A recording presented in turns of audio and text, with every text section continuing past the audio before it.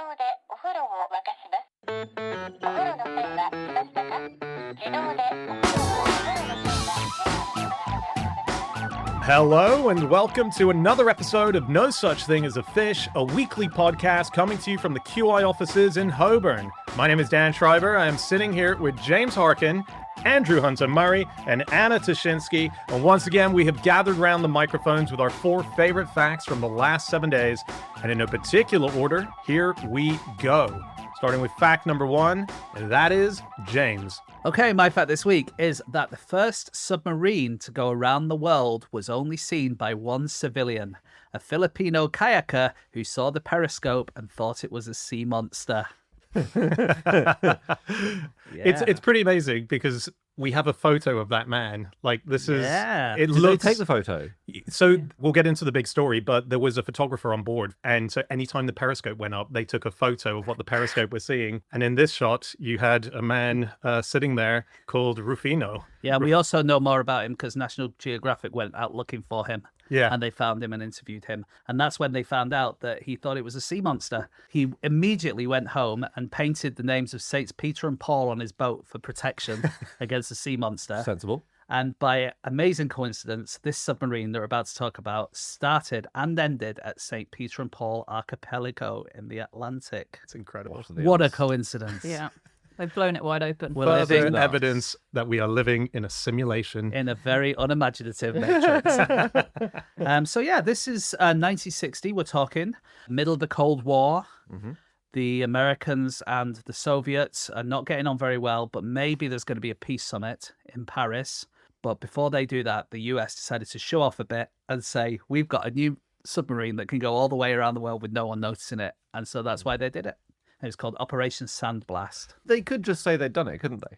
Like, literally, we sailed all the way around the world underwater without anyone noticing Yeah, us. but you're Like, still here. That's because we went all the way around the yeah, world. we just finished. They should have sent it underwater and then just had it coming through a big tape at the end. Yeah. But They were really hardcore, right? So there were a couple of moments where it looked dodgy, where really they should have come up, and they didn't. There's one instance where there was a member of the crew who had kidney stones, and they did have to get him off the submarine sort of halfway through the mission. And they fired him out of the torpedo tube. Basically, that might have been an option, because what they ended up doing was putting up a bit of the submarine out of the water for him to be collected from it while keeping the main hull underneath. And they didn't know, like, none of the crew knew what they were doing, did they? Until they were out at sea, undersea. There was just their captain, Captain Beach, which is quite nice given it was Sandblast. Amazing. Yeah. And given that they were at sea, and the sea, what's the sea surrounded by? The beach. Yeah, and it's got beach under it, arguably, as well. Well, let's discuss that, shall we? Where does the beach? I don't want to go on your package beach holiday. Yeah, exactly. I don't want to go for a picnic on the beach. Everyone, get your scuba gear on. But yeah, he didn't tell the crew until they were out at sea and underwater. And I think the crew had just been told to prepare to be away a little bit longer than usual. And then they're going around the world. Yeah, they were told to get all their tax details in order because it was going to go over the tax year. While they were away. Oh, really? So like, whatever you do, make sure you pay your tax because you're not going to be back in time for it. It's a good excuse, though. It's a very good excuse. Yeah. I really like this. So the submarines these days, nuclear ones, have their own way of making air on board. But this one didn't have that capacity because it was an early nuclear sub. It had to have its own. It had to have a snorkel. Basically, it would stick up the periscope and go, and then go back down again every night. I actually, honestly, this might just be a blind spot for me, but I didn't realize what a nuclear submarine was. I thought a nuclear submarine was a submarine that had nuclear bombs on it. I think because the British Trident ones are, that's what I thought they all were. I just want to say the missiles are Trident, the submarines are Vanguards. Sorry. Sure. But yeah, no. It can be a sub with nuclear missiles on board. It can be, but by definition, a nuclear submarine is something which is powered by a nuclear reactor. And what that means is you can just stay underwater for way longer. And these days, you can make your own oxygen using the nuclear reactor by taking in the seawater, separating the hydrogen and oxygen. And that means you could stay underwater for months and years. Yeah. Right. It's so cool. There are various problems with the fact that we can now have submarines underwater forever, essentially. There are various reasons why you can't do that. So one of which is like, your clothes get so dirty in the end, you run out and people get claustrophobic and upset. And another is rubbish. I didn't know what they did with rubbish on submarines. Oh, okay, yeah. On sort of all submarines now. They bring on board lots of metal sheets, and then they have a special machine on board that turns the sheets into a cylinder. to be a bin. Because obviously, if they just brought on loads of bins, they take up too much space. Yeah.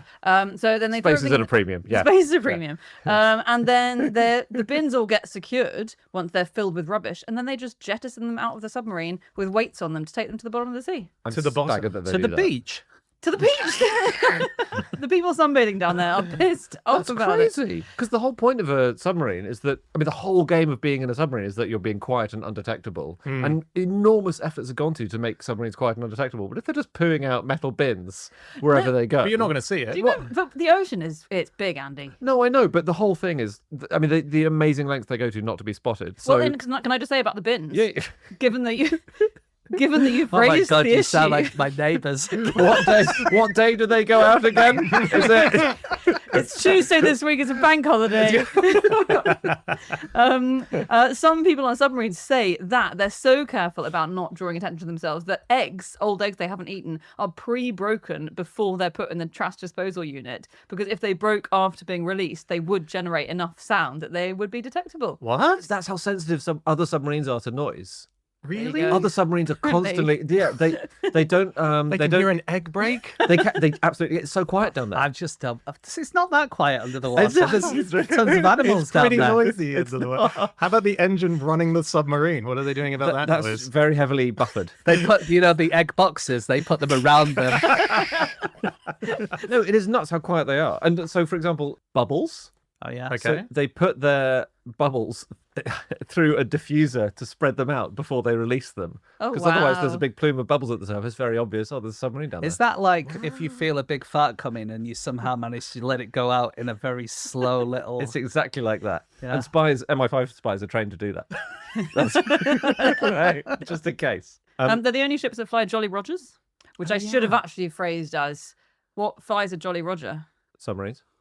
Oh, I've screwed it up now, yeah. But if you hadn't done the research and I hadn't just said that, what would you have said? Well, I've known that for years. Okay, but if you weren't a QI researcher, I just can't imagine a world where I wouldn't have found that out by now. I have a question. yeah, Would be quite soggy. yeah. Trying to fly a flag underwater. That's a good point. They display it flattened. I guess they fly it when they come up in triumph. So I think traditionally, if they've had a triumphant sojourn, what do you call it? Expedition.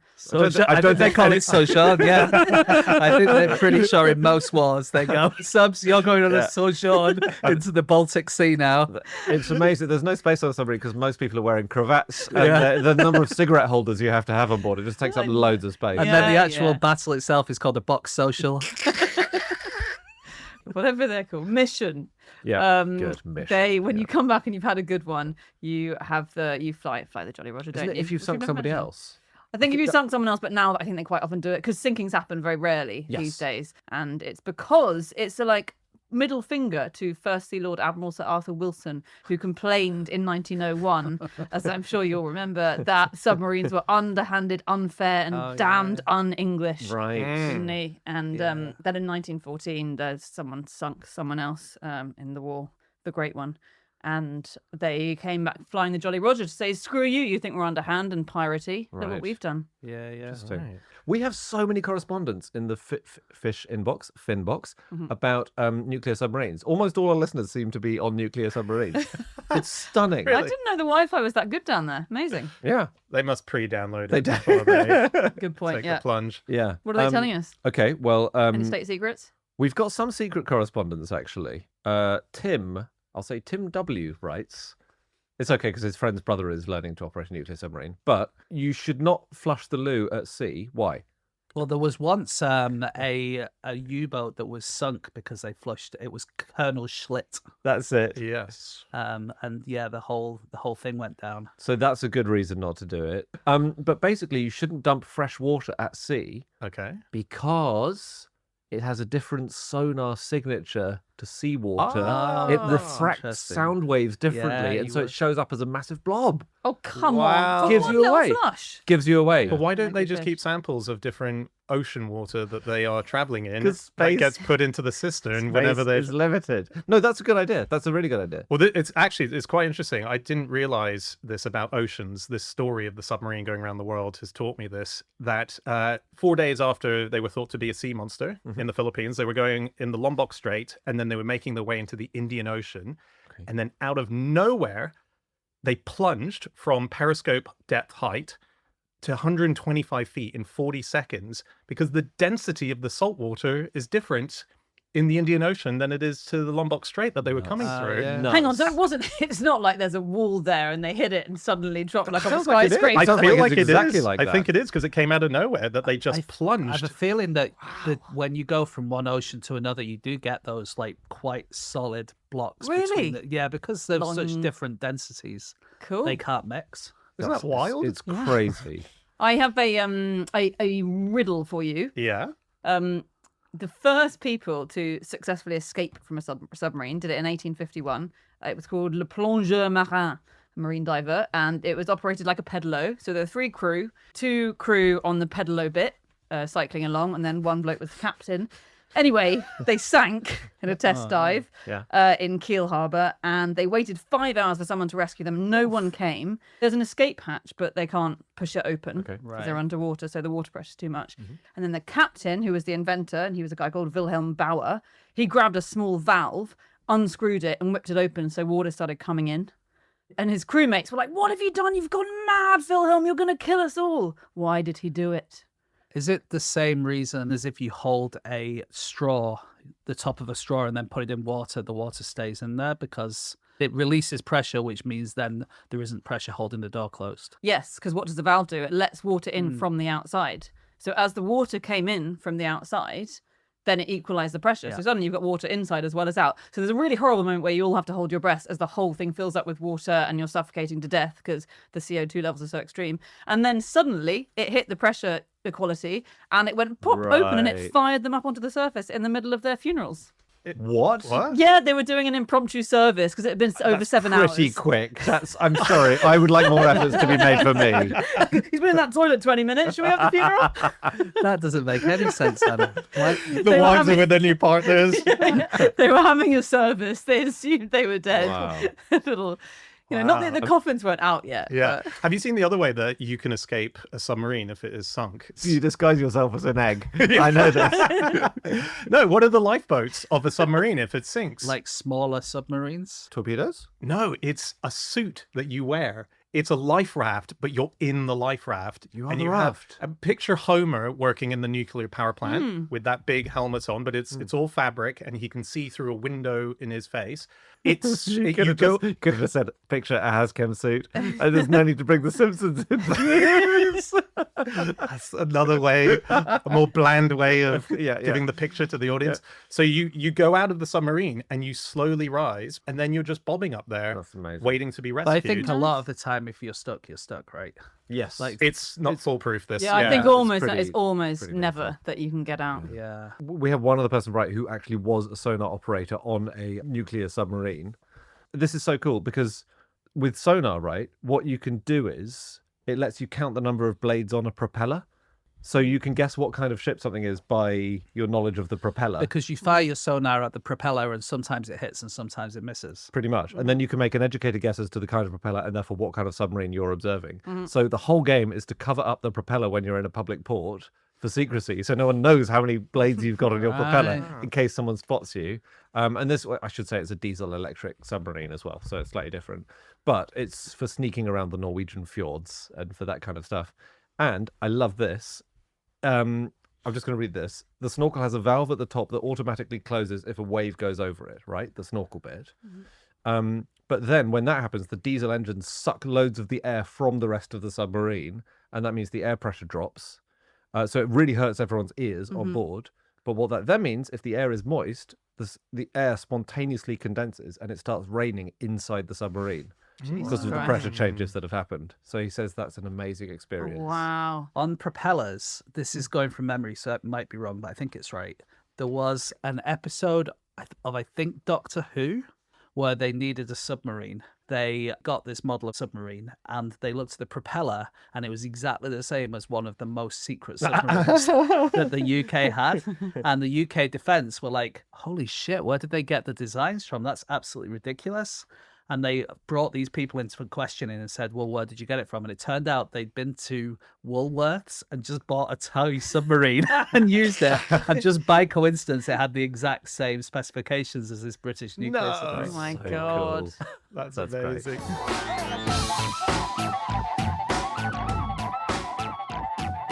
Stop the podcast. Stop the podcast. Hi, everybody. Just want to let you know this episode of Fish is sponsored by Squarespace. Yes, Squarespace is a place to go if you want to build your own website to tell the world about your greatest interests and passions. Yes. So let's say I wanted to tell the world about cheese. I want to tell the world about it. I want to sell cheese. I Okay. want to have a cheese vlog. Squarespace can let me do all of this stuff. There are so many tools. I can use Squarespace's SEO tools. So anyone with a passing interest in cheese on the internet is funneled my way into my web of cheese. That's right. It also has cutting-edge design tools, so anyone can make a bespoke online presence that fits whatever it is you want to do. Cutting the edge is something you do with some cheese when you can have cut, it. Yep, you can cut the edge, you can cut the middle, or you can just chow right down on it. As Anna says, the design feature Blueprint AI is a website builder. You put in a few basic details and you will get a really beautifully designed thing at the end of it. That's right. It makes it very easy to showcase whatever you're doing, and you can upload and organize your videos there. It's got it all. And if you want to sign up, all you need to do is go to squarespace.com/NSTAAF and you'll save 10% off your first purchase of a website or domain. That is right. As Anna says, squarespace.com/NSTAAF. That'll give you a free trial. And when you're ready to launch, use that offer code NSTAAF and you will save 10% off your first purchase of a website or domain. Okay, on with the show. On with the podcast.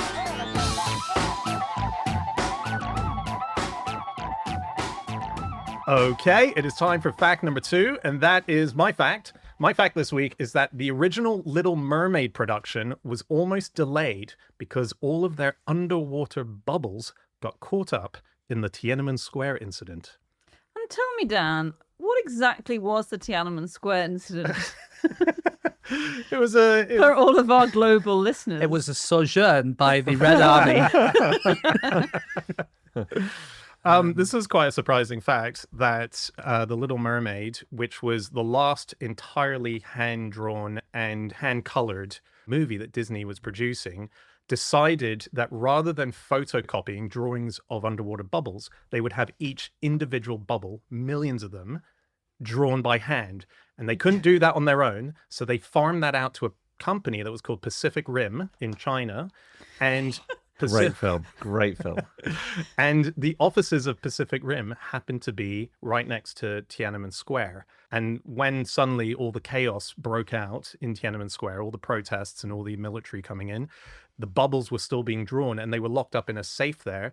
And the producers didn't know whether or not they were going to be able to get them out. They didn't know how long this was going to last. They needed And they're so fragile, bubbles. I mean, that will pop at the slightest Exactly. tweak, won't it? Exactly. And it'll give away their location if one goes off as well. If you look carefully, a lot of the bubbles in The Little Mermaid are actually eggs that have been just substituted in. Yeah. But they did manage to get them out of the building. They got them onto a ship, so it's quite interesting. They had to ship their bubbles back over to the States, and then it made it into the film. But it's If you look at the film, so I was watching lots of clips, and once you know this, there are shed loads of bubbles every time they move. There's bubbles all over the shop. To be honest, like that's one of the best things about the movie is the way they animated the water. I Yeah, think. it's very good, and it 'Cause- would have been worse, I think, if they had done the photocopying. Agreed. Yeah. Because it was quite interesting. So it's the Xerox process, they called it, which is a bit like photocopying, Yeah. but for animation and for film. And they should have used that because that's what people had been using. I think the last film to use the hand-drawn method was Sleeping Beauty, which was ages before that. But when you photocopy stuff, it gives it a black outline. And this was so interesting because if you watch any Disney film that was Sleeping Beauty and before, so like Sleeping Beauty, Snow White, Pinocchio, Bambi, there's no black lines around the cartoons. So they're all like realistic. Like I'm wearing a yellow jumper. There's no black line around it. There's just yellow jumper, then air. And that's, if you watch Sleeping Beauty, you'll see that. Every film after that has black lines around the cartoon. So they look Really? more cartoony and less realistic. And if you do want to sound like a big old snob, you can just say it's a very inferior period of animation for Disney. Before they fixed it. And sweetly, that was for Beauty and the Beast. They brought the beauty back. The co-director of The Little Mermaid, John Musker, said, because he was interviewed about what the bubble thing. Yeah. And he said, yeah, no, we cared about the guy in front of the tank and that democracy might take root there, but we were wondering what's going on with our bubbles. Sorry. In the next paragraph, he reveals he was joking. Yeah. Because this was an incident where, well, there was loads of protests in China, Yeah. pro-democracy protests, and the Chinese government went in and killed a lot of people. Yeah. Yeah. James and you and I met Kate Adie, who was there at the time, and yeah. the footage The that Little Mermaid premiere. yes, Wow. yes, She's always been hard hitting, but I had no idea. Right in the thick of it. yeah, she's bubble obsessed. She was there, and the footage that was taken, I think, James, am I right in saying it's particularly the footage of the man standing in front of the tank? She had to get that back to a British embassy, and she had some Chinese guards trying to take the camera reels off her so that she couldn't get through. So she ended up kicking one of them in the nuts and climbing over a wall in order to get into safety. And yeah, so that's how we have the footage. It was Kate Adie. Wow, I didn't know that. I believe know that's that. right. That's certainly what remember she that, told yeah. us. Yeah. at the Just time. a fact for Dan about that: the Simpsons, they have an episode where they go to China, and in the middle of it, there is a picture on Tiananmen Square. It says Tiananmen Square on this site in 1989. Nothing happened. Which is obviously about the fact that references to it are banned in China, but then Disney decided to omit that episode of The Simpsons, so you can't watch that in China anymore. Really? Yeah. What's the Disney film that they made about mermaid? Little Mermaid, Andy. The first Disney film about a mermaid was Splash. You didn't specify first. Yeah, you didn't. You just said what's the film name? Oh, what was the first one? It was Splash. There was Daryl Hannah Daryl Hannah and falling in love with Tom Hanks. Who walking wouldn't? out of the water with her bum out. Yeah. Oh, I was yes. a teenager when that came out. I That think. must have been formative. was. I think they've re-edited it, so she's got longer hair now. Has So I'm she? afraid, James, the next time you Really? you want to see Daryl Hannah's bum, you'll have to do it some other way, basically, because they've Is there digital- ways to do that on the internet these days? I don't believe so. No, yeah. So they made Splash way before they made The Little Mermaid, like 5 years before. They were trying to make films for grown-ups, and this was their first one. You know, she's a mermaid, Tom Hanks is a man, and they fall for each other. Look, we've all seen Splash. It's the story of The Little I Mermaid. can't believe you're leading with that rather than the fact you just dropped in that they've extended Daryl Hannah's hair in the modern version to cover Yes. her Oh, bum. they didn't give her a hairy bum. They extended. I misunderstood. You didn't say which hair they extended in fairness. Yeah, they've extended her back hair to cover her. But They extended her bum hair and then they plait it into a head. Oh God! The British Board of Film Classification have some things to say about The Little Mermaid. In the additional issues section of their website, it says, in one scene, a female character comically shakes her bottom while singing about the importance of body language in attracting a man. And what's the issue there? Ban it. Not woke. I had a look at a load of other Disney movies on the BBFC to see what their additional issues are. In Frozen, there is some very mild humour, including reference to picking your nose and eating it. Which is offensive to children? It's on there. Wow. In Brave, there are moments of mild, rude behaviour, such as a Scotsman bearing his behind by lifting his kilt.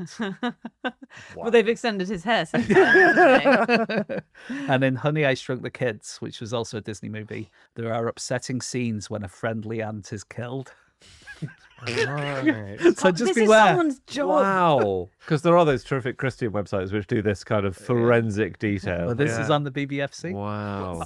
I quite like how they did Ariel's whole look, because Daryl Hannah played a part in how Ariel looked as well. So she is the Little Mermaid, right? Yeah, so Ariel is the Little Mermaid. Splash had come out, and so they changed her hair color, Ariel's hair color, to red because the original hair color was too similar to Daryl Hannah's. So that had a very immediate influence on their movie. The actress Alyssa Milano was the face model for Ariel. Okay. There was a different body model who they had come in, who was a comedian improviser who came in and would do all the scenes. So you can see the footage of them doing the scenes, so that all the body movements would be So equal. Sherry Stoner. Sherry Stoner. Well, there are hardly any people alive with the body of the Little Mermaid, are there? So there was actually very little You're right. competition They, for they that. used half of her body. A lot of her material as a stand-up is about the fact that she has a massive tail. Yeah, exactly. But the most interesting one is the hair and how it moves in the water. And that was inspired by the space shuttle astronaut Sally Ride. They looked at her hair in zero gravity Really? to create the water look that they needed. So yeah. Someone who gets a lot of shit is Sebastian in The Yeah. Little Mermaid. The crab, Yeah. the friendly Jamaican crab, under the sea. Yeah, What's Sebastian's accent? Jamaican. Jamaican. Incorrect. Caribbean. Well, I mean, you broadened it, so it's not Bolton. fair. It's Bolton. So Sebastian, he was originally going to be called Clarence, and he was going to be like a posh English guy. And they made a good move because you can imagine he's really strict, that Zazu type character. You can imagine why they wanted to Rowan do that. Atkinson style voice. Yeah, Exactly. And then they thought, let's make him more fun. So they decided to make him Jamaican. But then they found the person to play him, Samuel E. Wright, who'd just been in a film playing Dizzy Gillespie. And Samuel E. Wright couldn't do a Jamaican accent, but he could do a Trinidadian accent. So actually, tell everyone you know, he doesn't speak with a Jamaican accent. That's he really speaks interesting. with a Trinidadian Because accent. a few years later, when they made Cool Runnings, they brought in these 4 Jamaican actors, and they said, "Okay, can you do these lines?" And they said, "Well, you don't sound Jamaican." And they're like, "Well, we actually are Jamaican. This is how we talk." And they're like, "No, we need you to sound like the crab from The Little Mermaid." No way! Yeah. James, we've pieced it together. It's amazing. The producer basically said, "If you don't sound like Sebastian, I'm going to get fired." No and so way. they all put on these kind of like fake Jamaican accents. That's Trinidadian. amazing. That is bizarre. Wow. So the reason that the crab was made Jamaican, let's say Jamaican, despite the accent, was the songwriters were working literally in the room next door to the animators, and each other were influencing how the movie was going along. And one of the songwriters came in and said to the filmmakers, "Tell me about Sebastian the Crab." They said he's this British posh guy. They said, "Can you make him something more Caribbean? Can you make him Jamaican? Because I think this song, Under the Sea, will be great as like a calypso style song, and the accent will go great with that." And they changed it for that reason, because they were working in tandem together. Yeah. So if you find a VHS of The Little Mermaid and it has a drawing of the penis on the cover, it could be worth up to £30,000. Really? And it doesn't work if you just get one and you draw it on yourself. Is that true? This is true. I thought it was a sort of urban myth. There are mythy parts about it. So there's a guy called Bill Morrison who was drawing all the artwork for Little Mermaid. He's doing all the different things. And they said, "Can you do the VHS?" And they said it really last minute. And it was the middle of the night and his deadline was just coming up there. And he just sort of scribbled something together. And it had to look like this sort of castle in the background. And castles have turrets. And turrets can look phallic sometimes if you're not concentrating. Your penises all have crenellations. Yeah. Yes, they do. Okay. Yeah. How do you think we fire arrows out of them? Where do you think the boiling oil comes from? So he rushed to do it, and then he made this thing, and no one noticed it for So was it ages. deliberate? No, that's It the was thing. just. So It was just. Yeah. the myth goes that it's some pissed off employee of Disney who put a penis in there to piss everyone off. Right. In actual fact, it was this guy who was doing his best and just happened to accidentally draw a penis. Yeah. In the thing, and then it basically came about that someone noticed it once it had already been printed, and Disney were furious. I'm not surprised. They're they said normally if- so relaxed about this kind of thing.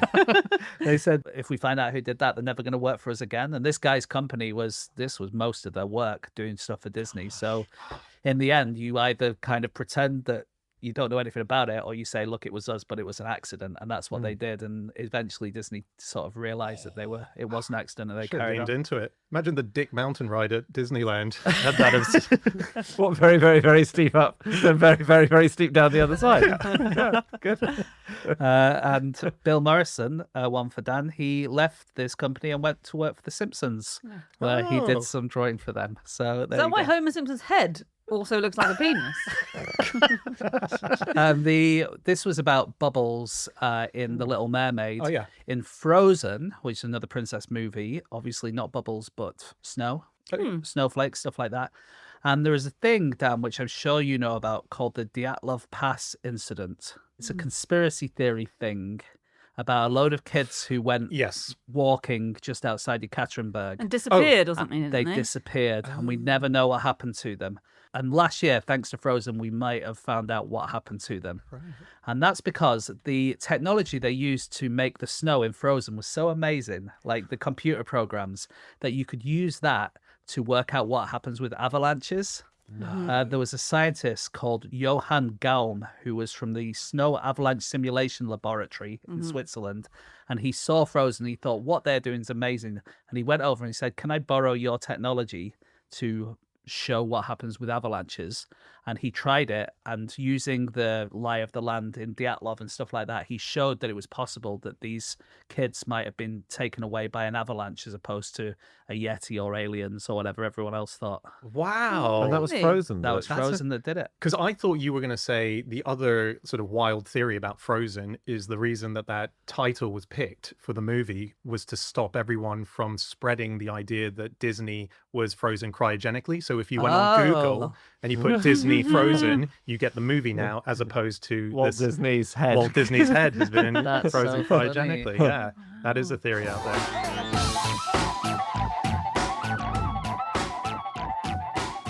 Okay, it is time for fact number 3, and that is Andy. My fact is that the longest road tunnel in the world is so long that the builders recruited a team of psychologists to stop people crashing halfway through. Very good. So this is a tunnel called the Lærdal Tunnel in Norway, and it is 24 kilometers long. So what's that, 17, 18 miles? It's long. Yeah. It's long, all It's right. the longest. It's been over for 25 years now, and it helps people drive between Oslo and Bergen. And it's partly because Norway is so crinkly, and it's hard to get around, and it's perilous crossing the mountain passes in winter. So, you either sort of fly little distances in small planes, which is a big way of getting around there, or you drive.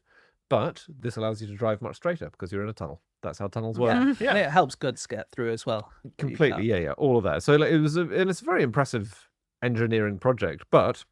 Do we know the effect of the psychologist, like what they said and what happened? Oh, yeah, that's the important part. of it. Sorry, yeah. What on earth were they doing? They were consulted on how people can drive through this tunnel and not go crackers, because it's 20 minutes of the same lighting, the same panels passing you. It's hypnotic. You're driving. I'm already going crackers just from you saying that. You've crashed. You've crashed into the wall, James. There we Oh, go. no. You've hit the wall. And no radio signal. Can't get radio 4 in the middle of a tunnel, can you? Exactly. Always the annoying thing about tunnels. That's true. It's like being in a nuclear submarine, basically. Yeah. You So should pre-download before you go through the tunnel. pre-download before you go You've through. got to tell me about this pre-download thing.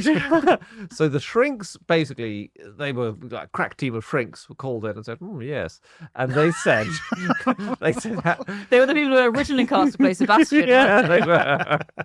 And they said, well, you've got to break it up for people. You've got to make it feel more varied. I'll than be just- honest, Yeah. Andy. Yeah. I think without any psychological training, I reckon breaking things up so people don't get bored is pretty route one, isn't Like it? this bit of me speaking. And you've just helped to do that by breaking it up so that people at home haven't crashed themselves. That's mean, what this podcast is us breaking up Andy's monotonous words, isn't it? For the listener. Okay, that's enough, Anna. Okay, let's do another 5 kilometers, Andy. Thank you. So basically, there are these mountain caves, as they get called, strategically placed along. And every 5 minutes, you get to another mountain cave. The lighting all changes completely. The road opens out, and it looks like you're driving into a sort of beautiful mountain pass. It looks like there's daylight above you. It's really gorgeous. I think it looks quite I would feel like the drugs had kicked in Yeah, as I soon as agree. I got to certain bits of it. It's like Avatar in there all of a sudden. it is a bit. It's like you're in an aquarium, like you're in the actual water with it surrounding you. It's like mountainousy, dark blue, trippy as hell. I would want, because you're expecting a tunnel. I'd go into that tunnel and suddenly you're not really in a tunnel anymore. I agree with Dan. That would freak the fuck out of me. You've had a lot of tunnel already. You're filled to the back teeth with tunnel. What you want is a bit of variety. don't know. I mean, I don't think people frequently go do lally halfway along a tunnel, so it clearly works. It is a good idea. And I think one of the reasons it's a good idea, them doing this, is because for the longest road tunnel in the world, not many vehicles drive through it. So 1,000 vehicles a day. So basically the chances are you're going to be driving through completely on your own, which is what would freak you out, right? Like if you're going behind a bunch of cars, it's fine. Yeah. Have you ever been driving and like a place which is so the same that you think maybe I have died? Yes, I have. I've done that. Oh my God. I was driving down the coast of Croatia, and there's all these inlets, and you kind of go on an inlet and you come back round again and you drive for a bit and you have another inlet, another inlet, and another inlet, and they're almost all identical. And like after about 2 hours of that, you're just like, maybe I have died. Maybe one of these times I missed the corner, and I'm doing this forever. It's fractal. Yeah. Do you have that thing when you're driving where you sort of come to and you realise, oh, I just drove half an hour there? And then your conscious mind reasserts itself, and like, oh, And you've When got I- a bloodied knife next to you on the passenger seat. And... that's right. And there's bags full of money in the boot. But not that bag. Oh no! I once, in fact, more than once, when I worked in an office as an accountant, would sort of come to at the desk and not remember how I got there. Like, as in, I got up, got out of the house, got dressed, drive the car all the way to the office, sat down, started work, and without even No, realizing. really? Yeah. Promise. Yeah. I see that. Have you ever woken up midway through a fact on fish? Yes, I did, so- I'm hopeful it might happen eventually on this. It's called highway hypnosis. And people noticed it all the way back to 1921 when it was called road hypnotism. And basically what it is even when you're looking at something, your eyes are making very slight movements all the time. Like your eyes are always like darting this way and that and whatever. And normally they're a response to something that's happening outside as a bird go past or whatever. But what happens when you're driving for ages is your eyes start to go in this sort of predetermined pattern. They're still moving, but they move left, then right, then up, then down, then left, then right, then up, then down, and whatever. And the thing is, they don't really alert the brain properly. The brain starts thinking that not really anything is happening, and then you start losing concentration. And So this is you why- should roll your eyes round and around and around. Well, when you you're should driving take a lot. break. Or have something, or watch something on your phone. That's another. As long as you pre-downloaded it, though, that's the important part. This tunnel in 2000, I love this. Someone got married in the middle of the Lærdal Tunnel. Did you read this? Yeah. No. It was a young Norwegian couple, and the groom was called Ronny Rinde, and he said that his mother-in-law had attended the wedding, but she had been slightly skeptical about it. And I just love this. He said, "She's scared of two things: dogs and tunnels. We've recently bought 2 Alsatians, and now we've got married in a tunnel." And I would say maybe the psychologist should have got involved there too. Another thing they have in this tunnel is a rumble strip in the middle of the road. Okay. And the idea is if you're driving along, you slightly veer off to the middle, you hear it rumble, it wakes you up. These things were invented in 1955 by a guy called Harold Griffin, and they were originally called singing shoulders. Lovely. Very nice. Much better. But they cause a 44% reduction on head-on fatal crashes if you have them on a road. These are US figures, but Wow. they should be the same Wow. in most countries. So head-on collisions are hugely caused by falling asleep or losing concentration. Absolutely, yeah. Right. And there are large areas of Michigan with no rumble strips. So most places in America, they have to have them now on highways, but there are large areas of Michigan with no rumble strips. Pourquoi? Why? Ooh, There's no double-lane roads that's good. in Michigan. No. They have to transport something which is delicate, like eggs, to market, and if they hit the rumble strips, they break all the eggs. All about eggs with you. isn't it? Apparently. And they're happy to have a full head-on collision as long as they don't break a few eggs. That actually, weirdly, more eggs get lost by the rumble strips than in the full collision. Yeah. No, it's a certain group of people who didn't want them. The Amish. The Amish. Who the Amish? The Amish, The yeah. Amish? Or Amish. I've Never, in my knowledge, called the Amish. Really? Do they not like rumble strips? It's the horses. The horses don't like them and they refuse to cross rumble strips Oh. because it makes them hard to set their feet down because of Wow. the way that they're... Really? You can Yeah. step over them. I mean, they're not that broad. Yeah, but the horses just don't like it. And Right. so there are certain areas... Sorry, I was trying to do a rumble horse name. That was really good. Didn't come out right. It was- Sorry. It worked if you saw it though. What you're Yeah. doing with your lips there. So in any location in Michigan where horse-drawn buggies utilize the roadway, you are not supposed to use shoulder corrugations, which is what they call them, unless a crash history exists. Right. London has a new tunnel. In the week we record this. No. Yeah. Have you guys been reading about the Silvertown Tunnel? No. No. Oh, it's so good. It's great. It's just next to the Blackwall Tunnel, which is very, very trafficy tunnel in London, basically. It has to shut down, I think, 700 times a year. It gets shut down because the traffic just gets too crazy. Right. So they've just opened another tunnel next to it, but bikes can't go along it because it's for cars. Yeah, so it's they're running a sort of bike bus for it. But it's amazing how they built it. So, TBMs, tunnel boring machines. Okay. The one that built this tunnel was called Jill, after Jill Viner, who was London's first female bus driver. Okay. And they wanted 2 tunnels, right? Because it's really big. Stop yawning, James.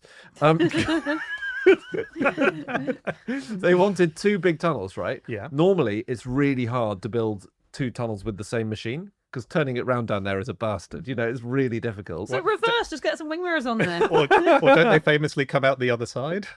Didn't they? Sorry to interrupt, but no. for the Channel Tunnel, I think the boring machines they just kept boring down.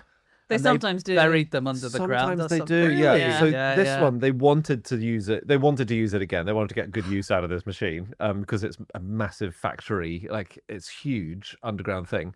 So they put it, I just love this, on nitrogen skates. They put it on compressed nitrogen, like some skates which rest on compressed nitrogen, like a hovercraft. Okay. And that allowed them to turn it round in a special underground chamber. Cool. And then go back the other way. They must have had to build a massive underground chamber. I mean, because these things are up to 170 meters They're long. so I don't know what that chamber was like, but it's crazy. Yeah, they are awesome, and I think they do like to reuse them now. They break them up into little parts because every one is like the width of the tunnel. It's specifically made for that one tunnel, so you can't really reuse the whole thing, but you can take it apart and use it. But yeah, in the olden days, they did random shit with it. Like, as you say, in the Channel Tunnel, one of them was just like buried.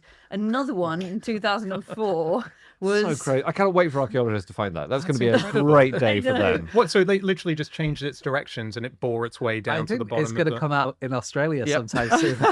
It's going to split the world in half. I think it actually went into more of a lay-by. Like a Oh. tunnel It is alongside buried under. Yeah, and then they bricked it. They Yeah. bricked it up. It reminds me of that really sad Thomas the Tank Engine episode where they brick one of the Yeah. engines. in. Henry. Henry, it's very sad. Why did they do that? He's been naughty. Oh wow. He won't come out in the rain. Anyway, we'll save that.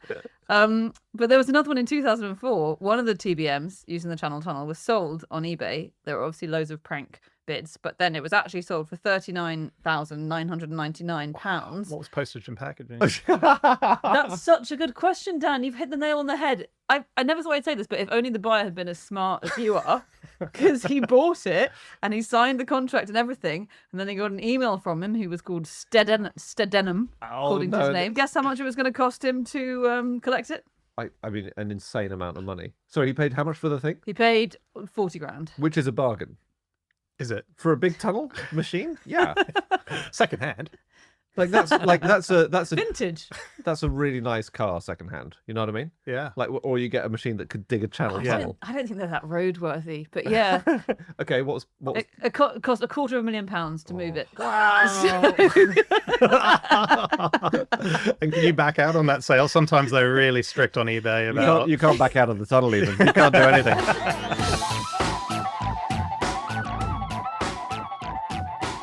Stop the podcast. Stop the podcast. Hi, everybody. Just to let you know, we're sponsored this week by Saily. Yes, Saily is a new eSIM. Now, Anna, have you ever been overseas?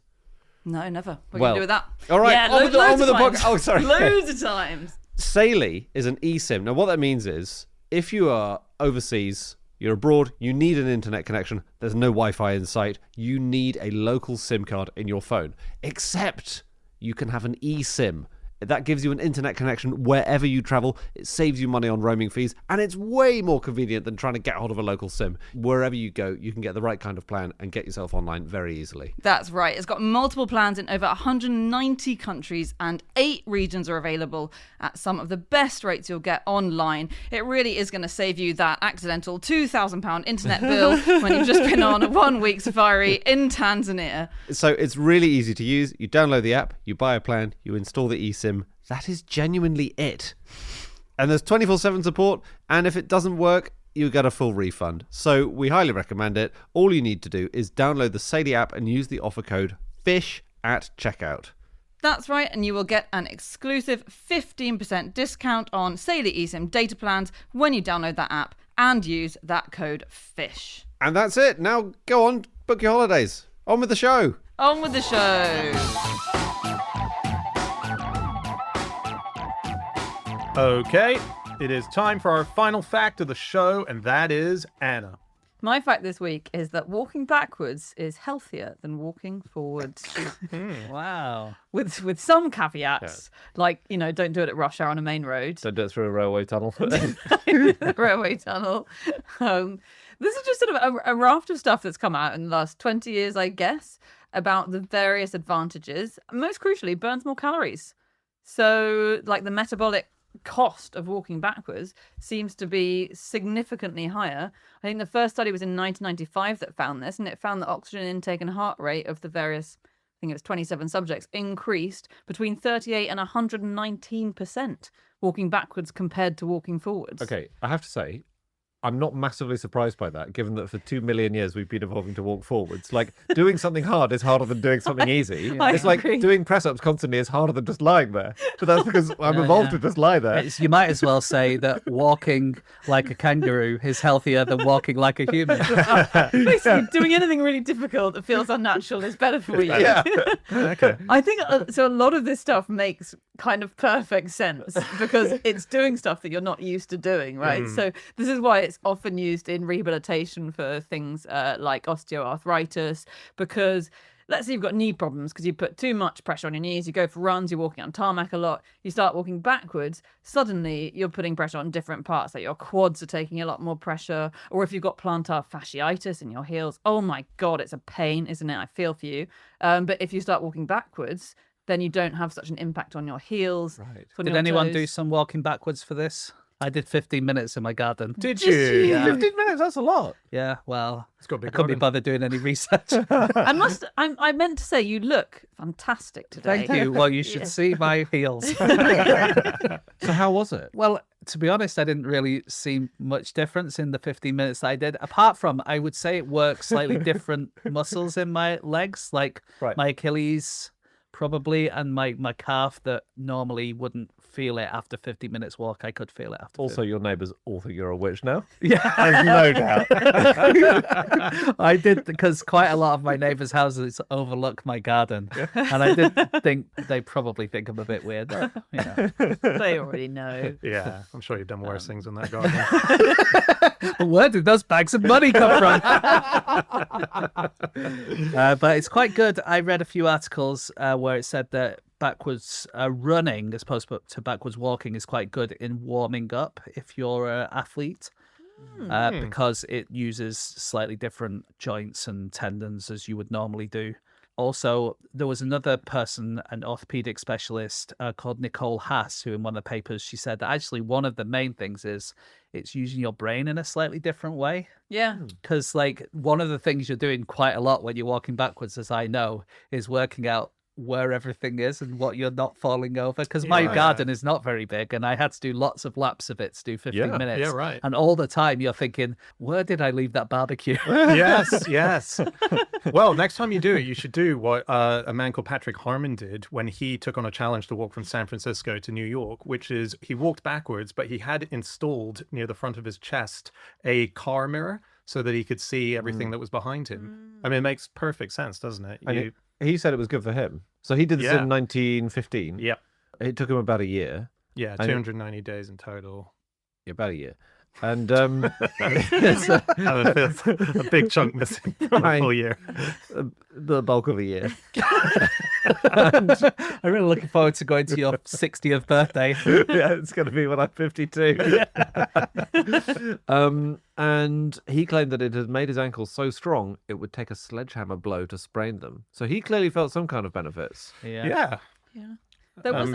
It's interesting that because he did that in 1915. Did you say? Yeah. Because there was a guy called Plenny Wingo who he's the one in the Guinness World Record book because he walked 8,000 miles from Santa Monica to Istanbul, so a bit further. But I think he believed he was the first person to come up with it. Twice as long. Just to, when you say a bit further, A bit- and almost a A year. bit further. Wow, fact checker Schreiber today. More than You don't want us actually, yeah. doing down the backwards walkers, do you? They need to get their just Some desserts. respect, please. Plenty Wingo. Yeah. He lost his business and In the Great Depression. In the Great Depression. So we're Sound gonna- so excited about We're it. going to be It's seeing very lots more of this kind of great stuff soon.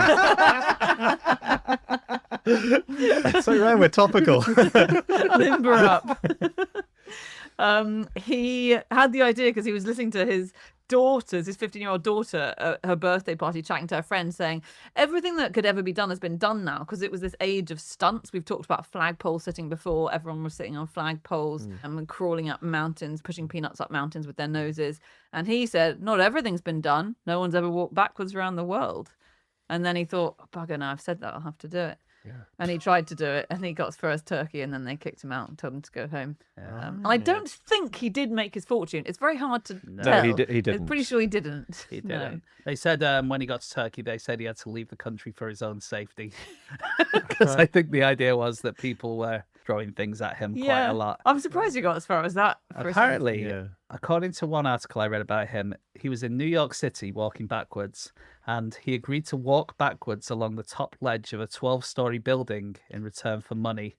Gosh. And then loads of people paid him to see him do this, and he did it. But the guy who was working with him and collecting all the money off the onlookers just did a runner and took all his money off him. Forward or backwards runner. Well, if you're walking backwards, it's hard to catch anyone, isn't it? Yeah, It is. that's crazy. His wife left him, Mrs. Wingo. Oh no! I mean, I no. understand why she did it, but Absolutely. even so, But he was still walking backwards for decades. So in 1976, he appeared on the Johnny Carson show, one of these American talk shows, saying, "I'm doing it again," and he claimed he was going to do another sort of round the world I thing. think that suggests that he didn't make his fortune the first time. doesn't it? I think it does, sadly. There is a profession who walk backwards maybe more than any other, and I'm not certain about this, but I think it's a good. Photographers? Oh, Ooh, nice. Yeah, that's good. nice. That's good content. I was reading a paper about sports people, and they said rugby league players, handball athletes, and soccer referees do a lot of. Yes. So football referees was the Baseball. one I saw. Okay. I think is there not a famous one? I think we might have even mentioned it before about at the White House. It's people who are doing the tour guides. They walk backwards throughout Pentagon, I think Is it it was. Pentagon? Yeah, where they have to memorize where like the corner is so that they can go around it. Yeah. Why? Is it so they keep an eye on people? Yeah. Oh, Just get the mirrors. Get the mirrors, exactly. But I've trained as a football referee, and for sure, as yeah. part of the training, they teach you how to run backwards well. Yeah, or they don't teach you, but they just say, make sure you know how to run backwards. I used to do it quite a lot. I'd say when I was a nipper. Yeah. You know. I was Or more running lim- backwards or refereeing. What? running, but Was that football too- referee. I did a lot of. Oh, Was that avoiding the wedgie as they chased you?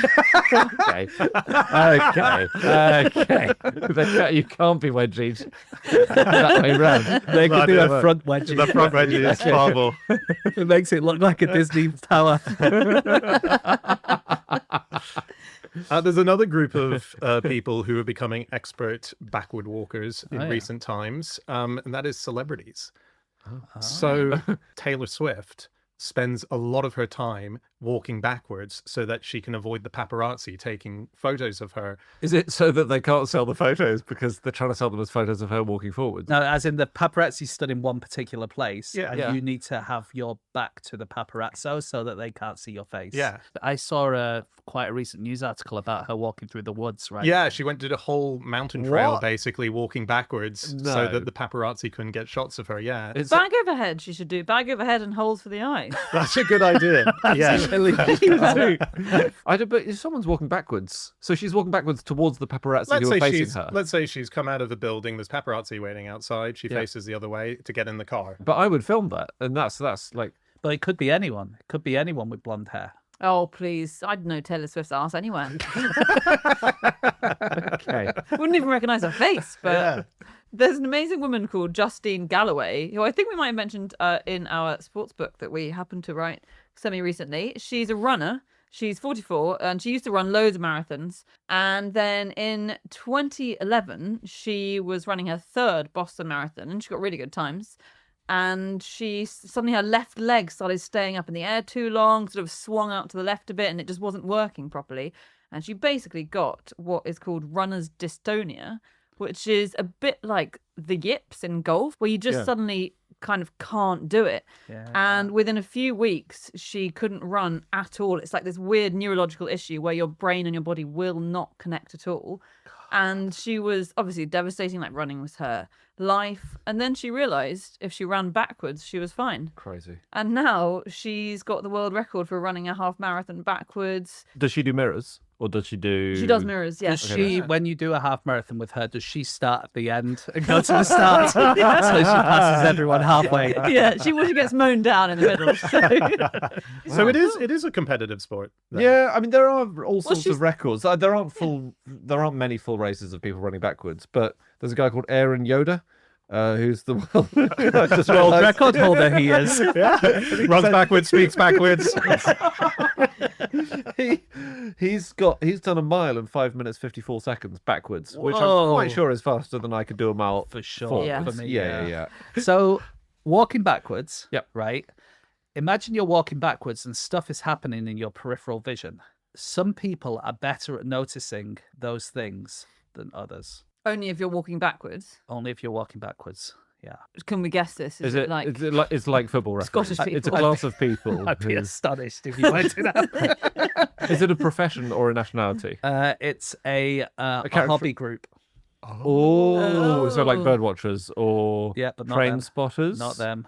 Think of a hobby that slightly more normal people might do, Andy. Tunnel boring machine enthusiast. Oh, what's a normal hobby? Well, something that cool people might do, slightly more cool people than you. It's people who play video games. Oh yeah, let's Okay. fight those jocks, those bloody jocks. So there was a study that was Are they done. cool? Sorry, can we question? I was just thinking cooler than boring enthusiasts. Oh, yeah. on a par for me. I actually Yeah. was thinking I'd love to write a film script set on a tunnel boring machine. I just think that'd be a really cool. Like a movie. really slow version of Speed. We gotta keep going at 0.25 miles an hour, or she's gonna blow. So the thing is, right, they wanted to find out, do people who play video games have better perception? And especially people who play, like first person shooter games. Okay. So they tried that and they realized that actually people have equal perception. If you, Andy, as someone who plays video games, are walking straight down a road, then you equally can see things in your peripheral vision. But for the people who play video games, when you're going backwards, they have much better perception.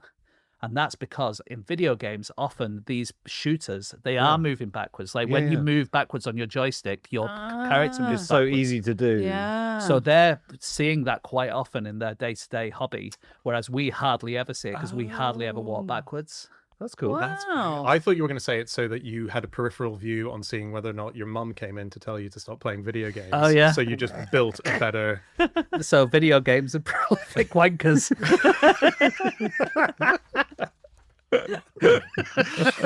Nature's joystick.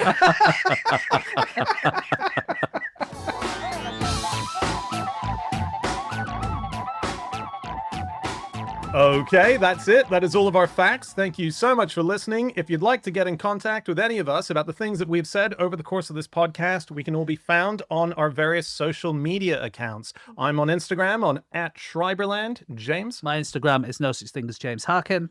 Andy, I'm on Blue Sky at Andrew Hunter M.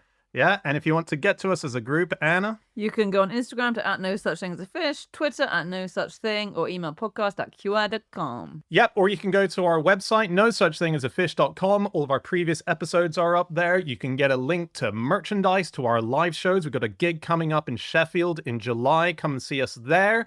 Or join Club Fish at a steal, £2.99. While stocks last. While stocks last. We have lots of bonus episodes up there, ad-free episodes as well if you want that. Do check it out. Otherwise, you just come back here next week. We'll be back again with another episode. We'll see you then. Goodbye.